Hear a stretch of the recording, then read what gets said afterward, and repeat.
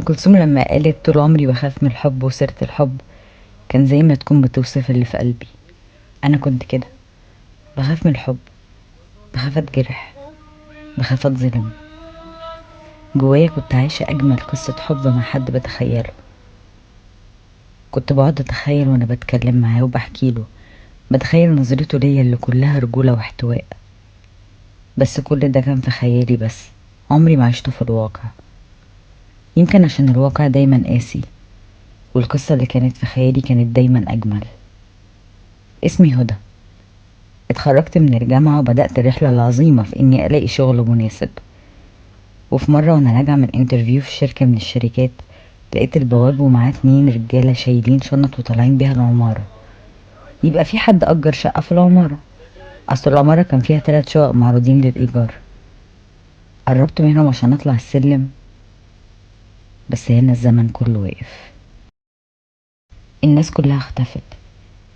شفت اللي جاي يأجر عندنا، ابتسم لي وقال لي مساء الخير، وطلع بالأسانسير. استنيت لما طلع هو وبعدها طلعت أنا. اللي كنت بدعي بيه وانا طالعة حصل، لقيته مأجر الشقة اللي جنبنا على طول. دخلت شقتنا وقفلت الباب وانا فرحانة جدا. ماما اول ما شافتني قالت لي خير، وشك منور، شكلك اتقابلتي في الشغل بتاع النهاردة. لقيت نفسي برد عليها وانا ابتسامتي من الودن للودن. لا يا ماما، خدوا حد تاني. وسبتها ودخلت اوضتي. طول اليوم كان في عمال بينقلوا حاجات في الشقة اللي جنبنا، وصنايعية طالعين ونازلين بيظبطوا الحاجات. دوشة رهيبة، بس كانت اجمل دوشة اسمعها في حياتي. بابا اللي كان متضايق قوي لانه معرفش يريح بعد ما رجع من شغله، لكن شوية والباب عندنا خبط. بابا قام فتح الباب، ببص بطرف عيني لقيت جارنا الجديد. عرف نفسه لبابا واستأذنه ان يجي معاه ياخد رأيه في حاجة في الشقة، عشان البواب قاله ان بابا مهندس. بابا رحب بيه لما شافه ونسي عصبيته اللي كان فيها وراح معاه. شوية ورجع وقال الحمد لله، شكله راجل محترم، لاني فعلا بقلق في كل مرة بيجي فيها حد يأجر الشقة دي. احنا عندنا بنات ولازم نخاف عليهم. وراح باصص لي. اللي قاله بابا عجبني قوي. طلع اسمه فريد، دكتور، مش من القاهرة، بس اتنقل هنا عشان شغله. بالليل قبل ما انام ما كنتش قادرة امنع نفسي اني افكر فيه. اول مرة احس اني بقيت احب الحقيقة اكتر من الخيال.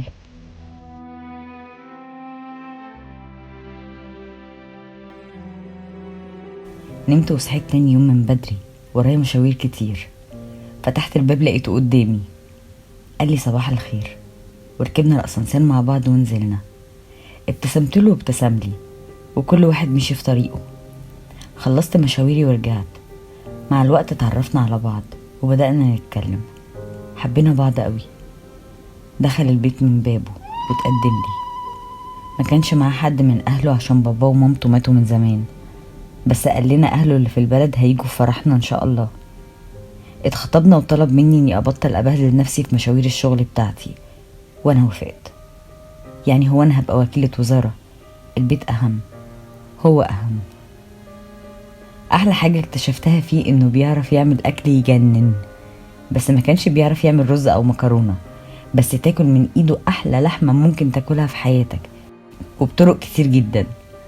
ساعات كنت انا وماما نعمل الرز والسلطات، وهو يجي معاه اللحمة جاهزة، ونحط الاكل على السفرة وناكل كلنا سوا. كنا قربنا على نهاية السنة، وكان دايما يقولي ان يوم راس السنة هيبقى احلى يوم في حياتي، وانه محضر مفاجأة حلوة لاهلي، لدرجة اني اول مرة ابقى مستنية يوم بالطريقة دي. بس قبل راس السنة بشهر واحد الهاتف الذي طلبته موبايله ربما اتقفل يكون مغلقا واختفى. يعني في وقت لاحق. كل فترة كنت بخبط على شقته كتير، محدش بيرد. رحت له شغله، قالوا لي مفيش حد بيشتغل هنا بالاسم ده. كان برج من دماغي هيضرب. سألنا البوابة عليه، ما يعرفش عنه حاجة، ما نعرفش عنوانه في البلد بتاعته. بس بابا بالصدفة لقى حد في شغله في نفس البلد، ولما سأله عن اسمه قال له ايوه، اسم العيلة مش غريب عليا، بس اديني يومين اتأكد وارجع لك. اطول يومين عدوا عليا لغاية ما جيت تليفون لبابا من صاحبه. نظرات بابا وهو ماسك التليفون خلتني اقول ان فريد جراله حاجة، وبالذات لما قعد يقول ايوه فريد حامد الجبلي. انت متأكد؟ متأكد من اللي بتقوله ده؟ بس قفل التليفون وهو ساكت وباصص لي، وانا بصله ومش ببطل اسئله. ايه؟ قالك ايه؟ فريد ماله؟ جراله حاجه؟ بابا ما كانش عارف يرد يقول لي ايه لحد ما اتكلم. فريد حامد الجبلي، مش ده اسمه؟ ايوه يا بابا. اهدي واسمعي اللي هقولك عليه ده كويس. فريد حامد الجبلي كان ابن وحيد لابوه وامه، وهرب من البلد بعد موت ابوه وامه. هرب ليه؟ عشان الناس قالت ان هو اللي قتلهم. مش ده المهم. يعني ايه يا بابا مش ده المهم؟ لا، فريد ما يعملش كده ابدا، انت عارفه يا بابا. ياهو ده الكلام ده حصل زمان، من حوالي 50 سنة.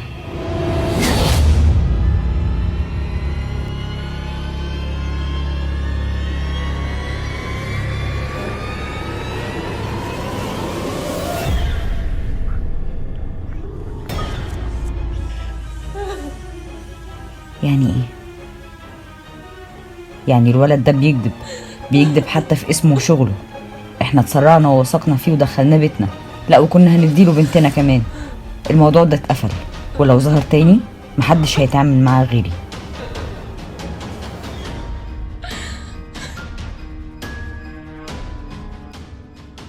قمت وسبتهم، وانا من قوة الصدمة كنت حاسة اني بدور على اوضتي في بيتنا.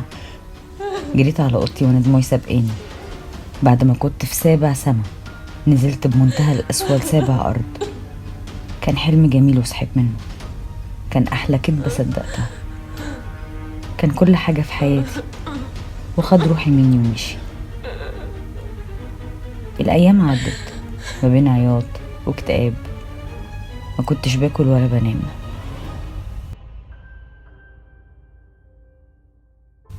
في يوم وانا قاعدة في اوضتي اللي ما بقيتش اسيبها، سمعت صوت حاجة هبدت على الارض في شقة فريد. ما احنا الحيطة في الحيطة. قلبي بدأت دقته كأنها بتسابق بعضها من سرعتها. معقولة يكون رجع؟ بابا وماما راحوا لخالي عشان ياخدوه من المطار ويوصلوه البيت وهيتأخروا. انا مش قادرة استنى. جربت اتصل بيه، موبايله برضه مقفول. جريت طلعت من الشقة وخبطت على شقته، محدش رد ولا فتح. جيت ادخل شقتنا تاني، سمعت صوت حاجة هبدت جوه تاني. طلعت من البلكونة عندي وبصيت على بلكونته، كان الشيش موارب مش مقفول، اللي بيني وبينه حيطة، لحسن يكون جوه وتعبان وهو اللي عمال يقع ومش قادر يرد او يفتح الباب. من غير تفكير كتير لقيت نفسي طلعت على سور البلكونة عندنا ومسكت في الحيطة وعديت الناحية التانية. انا نزلت في بلكونة فريد، فتحت الشيش ودخلت. الأوضة ضلمة كحل. كنت بنادي عليه وانا ماشية بشويش لحد ما وصلت للنور ونورته. انا اول مرة ادخل بيته على فكرة، كان دايما هو اللي بيجيلنا. كنا بنقول البيت واحد، وهو راجل وعايش لوحده ممكن يتحرج انه ما يعرفش يضيفنا. شقته غريبة قوي، كئيبة قوي، وانا كنت متوترة وخايفة جدا. العفش قديم قوي ومنه كتير متكسر. الصالة كلها دواليب كبيرة جنب الحيطان وترابيزة كبيرة في وسط الصالة. رحت ناحية الدواليب وانا متوترة من اللي بعمله ده وفتحتها. ما طلعتش دواليب، كانت تلاجات مليانة لحمة. من شكلها وحجمها حسيت بأشعار في جسمي كله. طردت الفكرة من دماغي، بس معرفتش افهم ايه اللي يخلي واحد عايش لوحده محتفظ بالكمية دي كلها من اللحمة لدرجة انه مقفل الصالة كلها تلاجات. ببص على الترابيزة اللي في وسط الصالة، لقيت عليها دفتر كبير شبه سجلات الحكومة بتاعت زمان. قعدت على الكرسي وفتحت الدفتر. الصفحة الأولى: الاسم دولة عادل المصري. تاريخ الميلاد 1/6/1952. تاريخ الوفاة 31/12/1975. قصاصات كتير من ورق جرايد أصفر قديم متقطعة وملزوقة عن أخبار اختفائها. كانت بنت رجل الأعمال عادل المصري الوحيدة، وكان مكتوب كتابها بس مش عارفة أقرأ الاسم من كتر ما الورق قديم والكلام رايح. وبعدين إعلان في الجرايد عن مكافأة كبيرة للي هيلاقيها أو يعرف أخبار عنها. بعدها اعلان خبر وفاتها. يا نهار اسود، مكتوب ان باباها لقى راسها محطوطة عند باب الفيلا بتاعتهم وجنبها هدومها وكل متعلقاتها الشخصية. ايه البشاعة دي؟ وبعدين صور ليها في كاتب كتابها، بس برضو وش العريس مش باين قوي. قلبت الصفحة وانا ايدي بترتعش وبجد مش عارفة ايه اللي بعمله ده. الصفحة التانية، الاسم نبيهة مصطفى السيد، تاريخ الميلاد 16/5/1950، تاريخ الوفاة 31/12/1976. كان في كتابة بخط الإيد تحتها، الخط كان صغير قوي. حاولت إرجاع الأمانة ولكن لم أجد لها أهل. حاولت إرجاع الأمانة ولكن لم أجد لها أهل. وباقي الصفحة فاضي. قلبت الصفحة التالتة، الاسم ناهد إبراهيم كمال، تاريخ الميلاد 25/2/1960، تاريخ الوفاة 31/12/1977. برضو قصصات جرايد ملزوقة على الصفحة. تهنئة بمناسبة خطوبة الأنسة ناهد إبراهيم كمال إلى الدكتور فريد حامد الجبلي، وسط فرحة الأهل والأصدقاء. أنا لو حد كان ضربني بحاجة في دماغي ما كنتش هحس باللي حسيت بيه لما قريت الاسم. كملت وأنا مش عارفة أقرأ من دموعي وصدمتي. اختفاء الأنسة ناهد إبراهيم كمال في ظروف غامضة، وبعدها خبر نعيب اسمها. خبر تاني بعدهم انتحار سيدة بعد وفاة ابنتها. قريت باقي الخبر ويا ريتني ما قريته. مامة ناهد انتحرت بعد أزمة نفسية حادة، بعد ما لقت راس بنتها في التلاجة عندها في الشقة. هند حسن أنور، نعيمة سيد إبراهيم، حسن الكاتب، فاتن أنور حسين، زينب منير نحس، رجاء أحمد متولي، أمال عبد الله الكاتب، إنجي مكرم الملكي. قلبت الصفحة وقريتها، واللي بعدها كل الصفحات نفس الكلام، كلها أخبار وفاة، عوامل مشتركة كتير من كل الوفيات دي. تاريخ الوفاة كلهم يوم راس السنة، نفس أسلوب قطع راس الضحية، كلهم بنات وكلهم اتخطبوا الفريد. كل الصفحات بنفس الشكل، لحد ما وصلت لآخر صفحة فيها كتابة في الدفتر. الصفحة الأخيرة، الاسم هدى محمد رؤوف، تاريخ الميلاد 5/7/1999، تاريخ الوفاة 31/12/2022. صوت الأسانسير لما وقف في الدور بتاعنا خلاني رميت الدفتر من ايدي. نزلت تحت الترابيزة بسرعة وانا مش عارفة اتنفس. ممكن يكون هو. انا سايبة انوار الشقة والعة من الرعب اللي كنت فيه. كنت بعيط وانا بتنفض. سمعت صوت مفاتيح، اكيد بابا وماما. جيت اطلع بسرعة من تحت الترابيزة بس المفتاح دخل في باب شقة فريد وكان بيفتح الباب. رجعت مكاني تاني بسرعة وباب شقة فريد اتفتح. فريد دخل، كنت شايفة رجليه وهو ماشي. دخل اوضته وبعدها طلع فتح التلاجة من اللي في الصالة وكان واقف قدامها. كان بيجيب حاجة من التلاجة بس حاجة تانية وقعت على الأرض. اللي وقع على الأرض حتة لحمة شكلها غريب قوي. وطى جابها وهو شايلها. عرفت أميز شكل صوابع بني آدم. مسكت نفسي عشان ما يغمش عليا. يعني اللي فهمته أول ما فتحت التلاجات كان صح. الأشعار اللي حسيت بيها ما كانتش كدب. دخل المطبخ وسمعت حاجة رزعت في الحوض، وبعدها طفى الأنوار ودخل أوضته وقفل الباب. استنيت كتير عشان أتأكد إنه نام. طلعت بشويش من تحت الترابيزة وأنا برتعش. رحت ناحية باب الشقة وجيت أفتحه. سمعت صوت باب أوضته اتفتح من ورايا. فتحت الباب ما فتحش. جربت تاني وتاني. قعدت أخبط عليه عشان بابا أو ماما يسمعوني. أنا مش عايزة أبص ورايا. أنا مش عايزة أشوفه. أنا خايفة أشوفه. لغاية لما ناداني. فضلت واقفة بصة للباب وانا حاسة اني في مصيدة، والمصيبة ان انا اللي دخلتها برجلي. اتدورت اجيب شويش وانا جسمي كله بيرتعش. سألني بمنتهى الهدوء: ما وحشتكيش؟ كان بيتكلم وهو بيقرب مني بشويش في الضلمة. بصة ناحيته ومش قادرة اتحرك، بحاول ابين اني مش خايفة. سيبني اروح. عايزة تسيبيني؟ عايزاك تسيبني. حد برضو يسيب عروسته؟ وشه كان دخل دايرة النور اللي خارج من المطبخ مع جملته الأخيرة، واللي شفته كان أصعب من إن أعصابي تستحمل.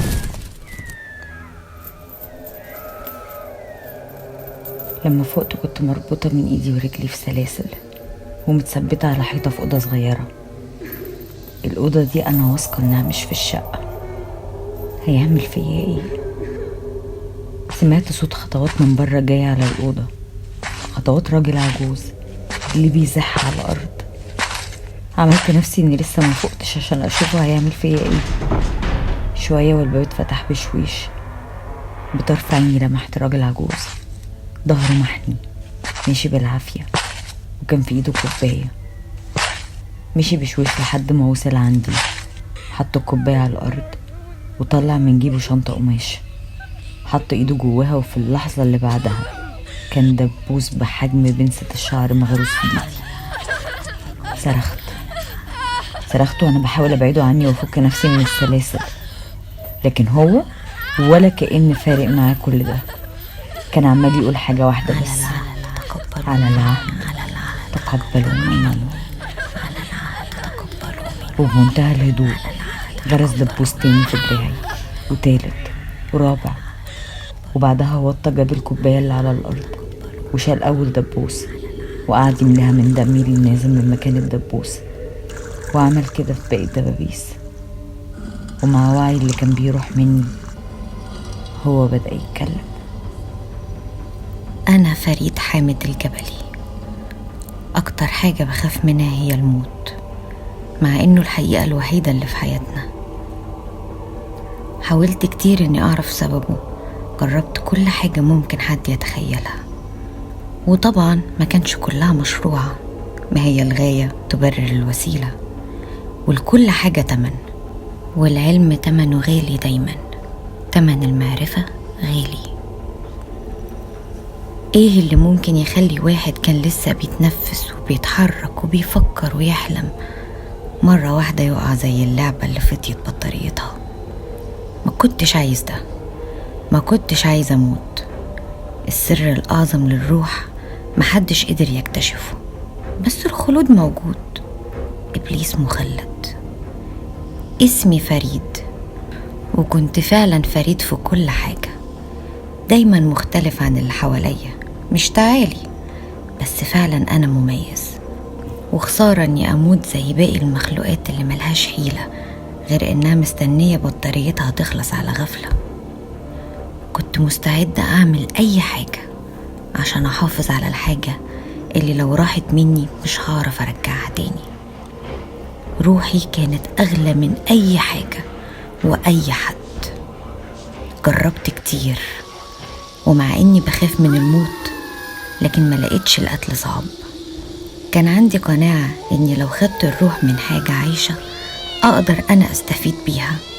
التجارب بتاعتي كانت كلها على الحيوانات، كنت بعذبهم بشويش لغاية ما يوصلوا لمرحلة طلوع الروح، ومن هنا ببدأ التجارب بتاعتي. لكن كانت بتهرب مني. الروح كانت بتجري، ومرة واحدة ألاقي جثة في إيدي. الأرض اللي حوالين بيتنا كانت بتنفع في دفن الجثث دي، لكن أنا تعبت وكنت قربت أيأس، لغاية ما في يوم ومع تجربة فاشلة تانية انهارت وبدأت أكسر في كل حاجة حواليا. ومسكت الجثة وقعدت أخبطها في الأرض، وبعدها قعدت على الأرض من التعب وكنت ببكي.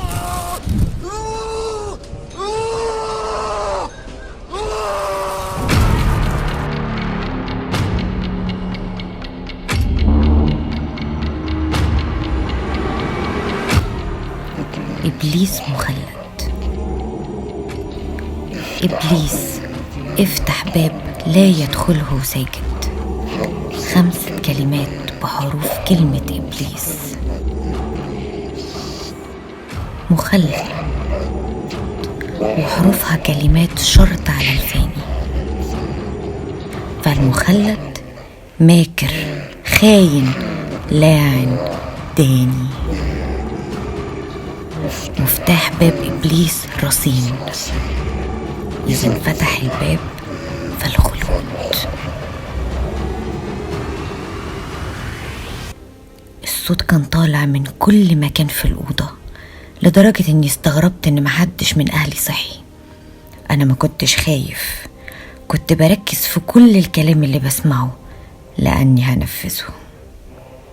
تمن المفتاح رصين، وما كانش عندي أغلى منهم. هما اللي كانوا دايما بيقولولي لو بإيدينا نعمل أي حاجة تساعدك. وأمي ياما قالت لي إنها مستعدة تضحي بنفسها عشاني، وإنها نفسها تفضل عايشة بس عشاني. وأكيد مش هيزعلوا مني، أكيد هيعذروني.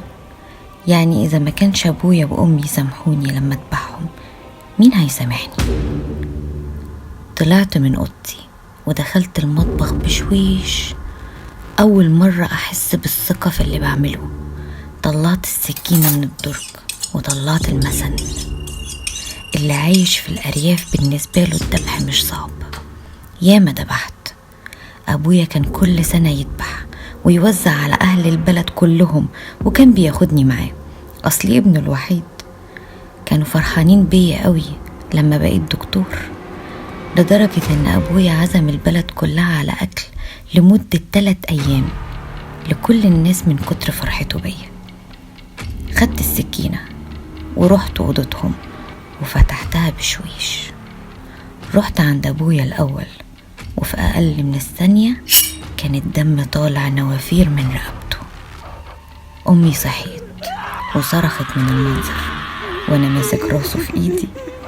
نظرتها كانت بتتكلم لوحدها، ما بين مش مصدقة لخايفة، بس أنا ما سبتهاش في حيرتها ورعبها كتير.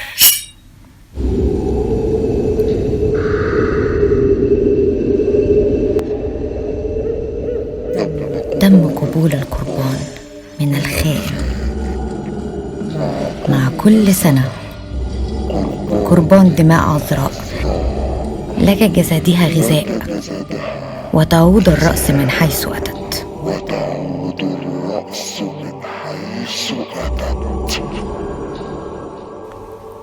وبعدها فقدت الوعي تقريبا، لأني فقت لقيت نفسي نايمة على الأرض. كنت تعبان قوي، جعان قوي، وما كانش عندي أي رغبة لكل الأكل اللي في البيت. أنا حسيت إني عايز أكل لحمة نية.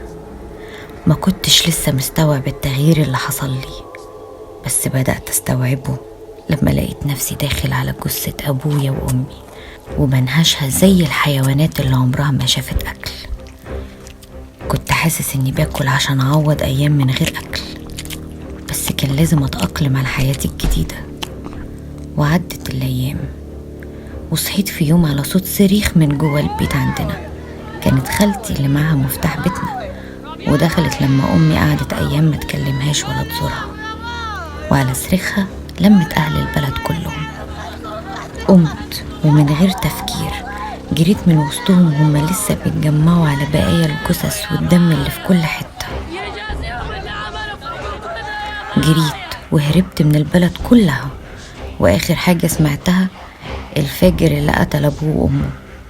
وقفلت الصفحة دي كلها من حياتي. لفيت بلاد كتير وعاشرت ناس كتير، وفضلت محافظ على عهد إبليس، دماء عذراء كل سنة.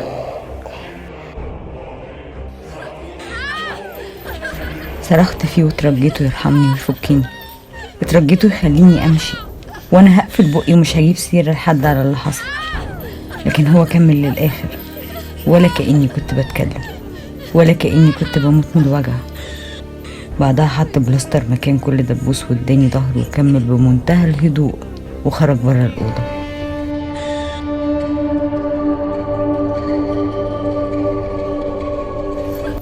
بعد حوالي ساعتين اتكرر نفس اللي حصل قبل كده، وبعدها تاني وتاني. انا ما بقاش عندي اي قوة للمقاومة.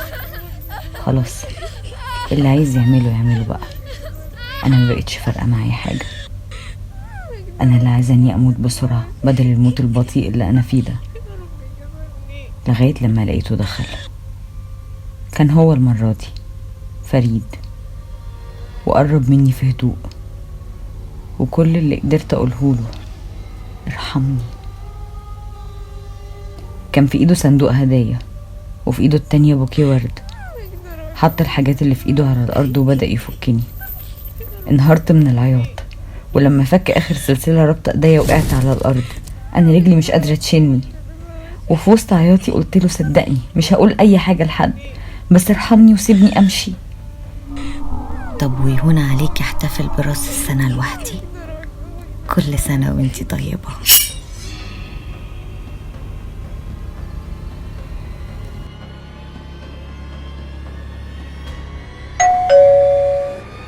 ايه ده؟ معرفش. طب اقرا اللي مكتوب، يمكن تكون حاجة من هدى. الأستاذ محمد رؤوف، كل سنة وحضرتك طيب.